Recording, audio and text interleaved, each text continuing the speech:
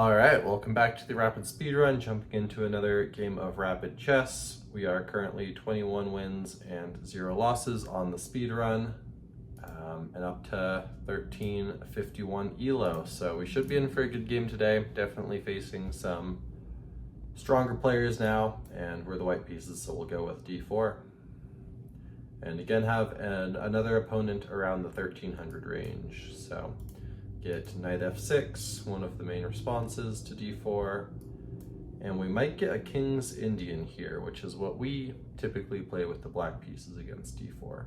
So will be good to see what to do here from the white side, and we have the main line so far. So we'll see, he goes bishop to g7, then d6, and then castles would kind of be the standard next plan for our opponent. We go for e4 here.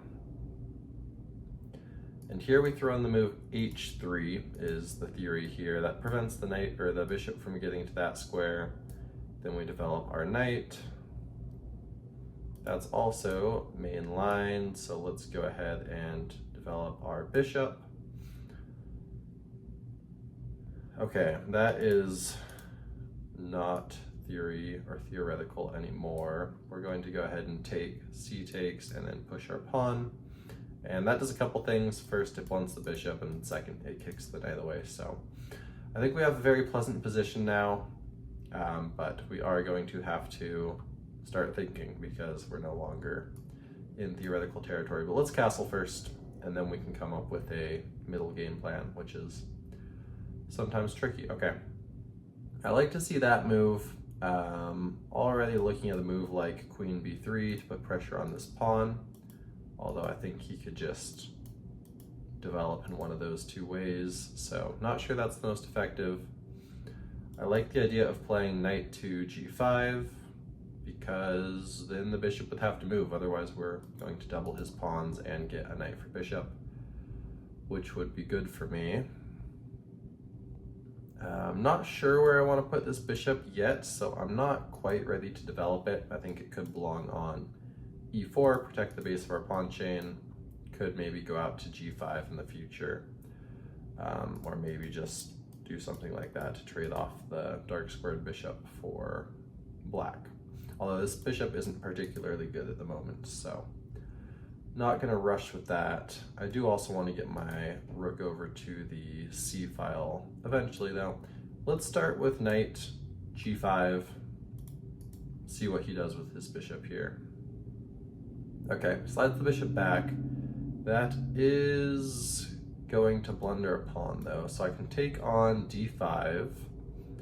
He could desperado there, but then I can desperado with check and then take.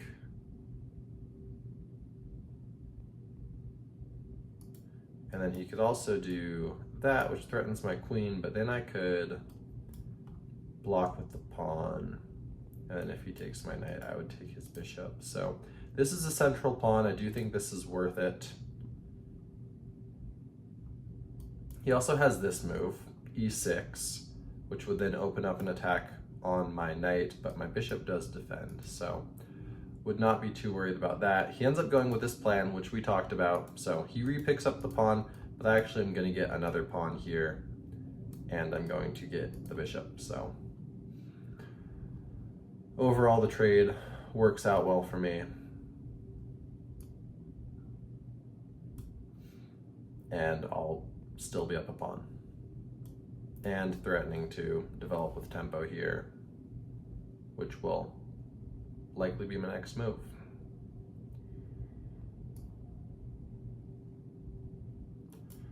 So if I go there, he can put some pressure on this pawn.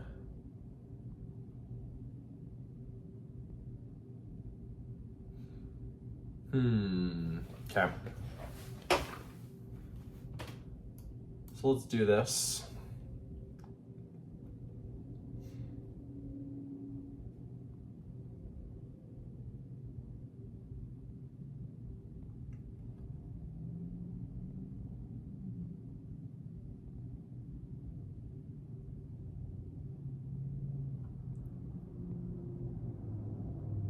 Okay, queen b4.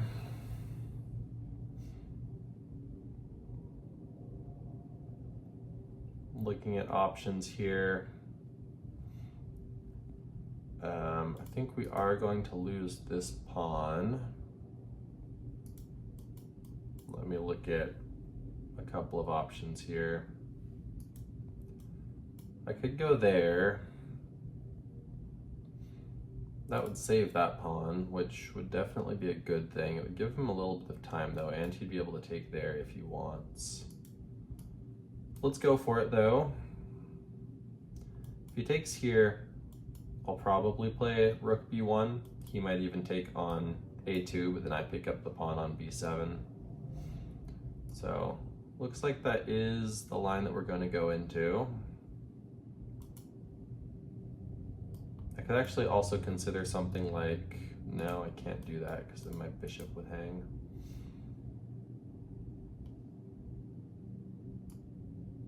Yep, let's go for this. Let's win the pawn on b7, concede the pawn on a2.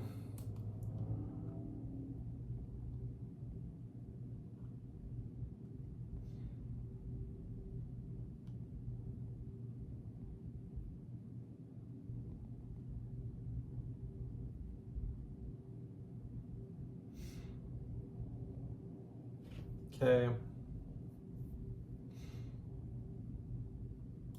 Where is he looking to get his knight into? Neither of these squares work, so let's go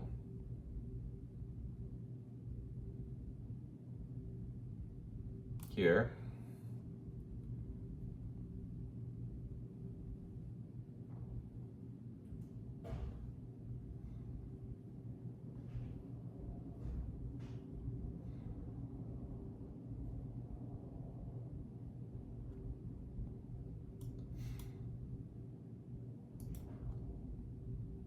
Okay, we can't go there because that's covered twice.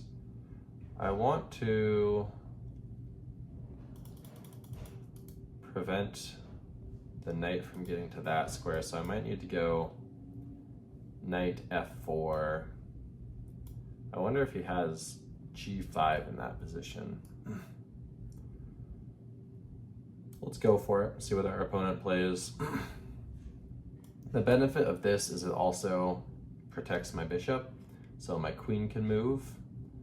Okay, I think that's a bad move by our opponent here, because I think I can play this, and now both knights are attacked, and I actually don't think he has a way to protect,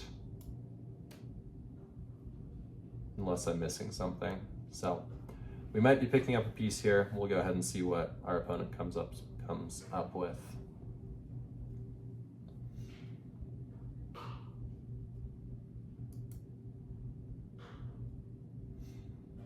But should be in a good position now.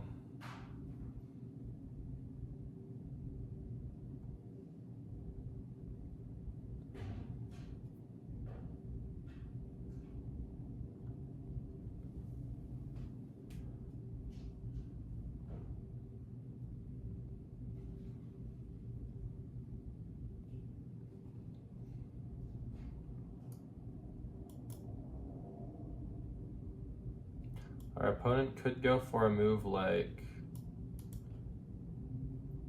okay, so he plays there,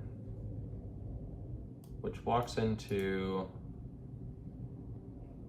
discover the attack. So if I play my queen here, he could go there, which would be really bad, because then I would take and unleash the discover the attack on his queen, protected by the queen. Let's do that.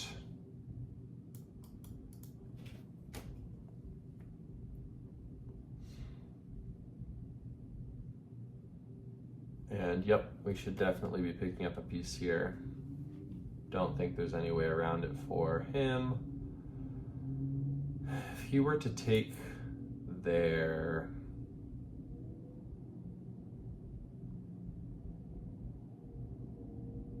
then I would just take the knight, and I'd actually be picking up another piece because he would have to spend a move moving the queen, and then I'd pick up that knight. So our opponent's definitely cooked. We'll see how he attempts to get out of this, but we should be winning a piece pretty cleanly, I think.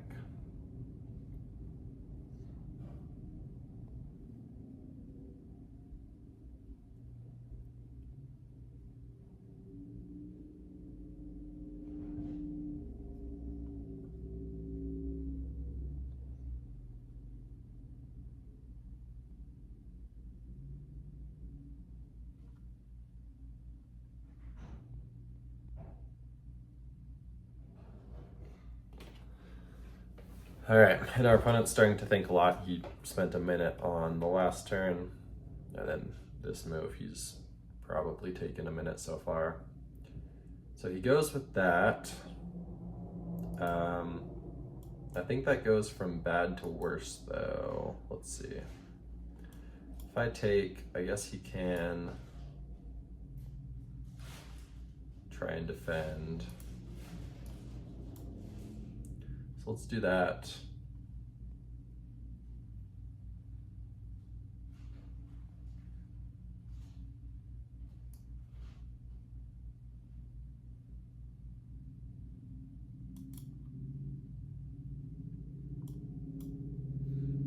Okay, looking at this move.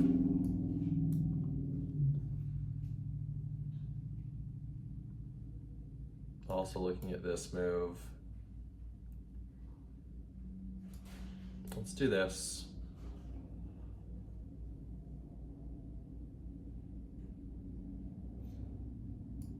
Okay, let's attack the queen now.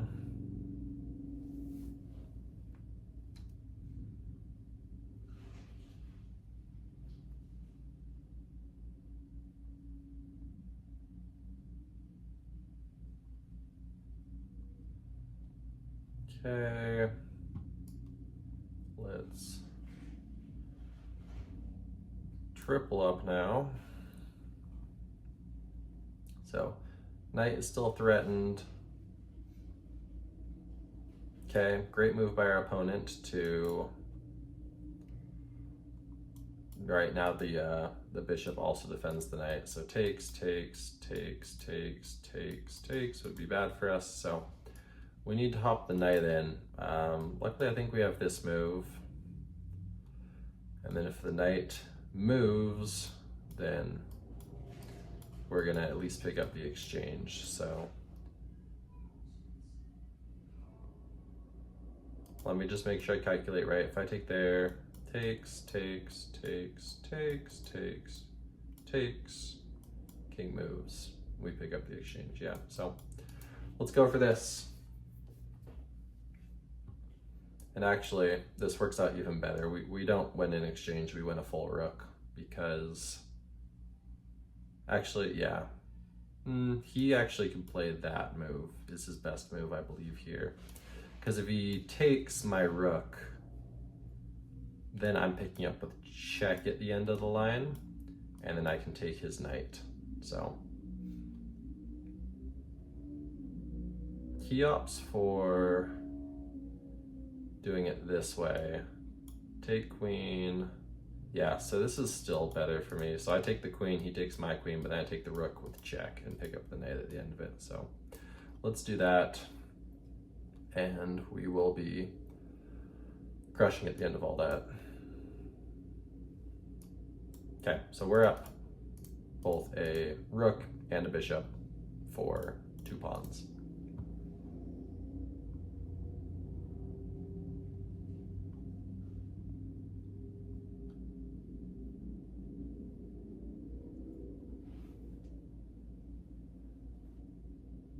Okay, and our opponent abandons the game. We got an achievement for playing a game featuring the King's Indian defense. So let's take a quick look back and see how well we played. All right, another game in the high 80s for accuracy. We've had a lot of games in that like 87 to 90% accuracy. Our opponent played at 80% accuracy, so good for him. play the great game. So this is all theory.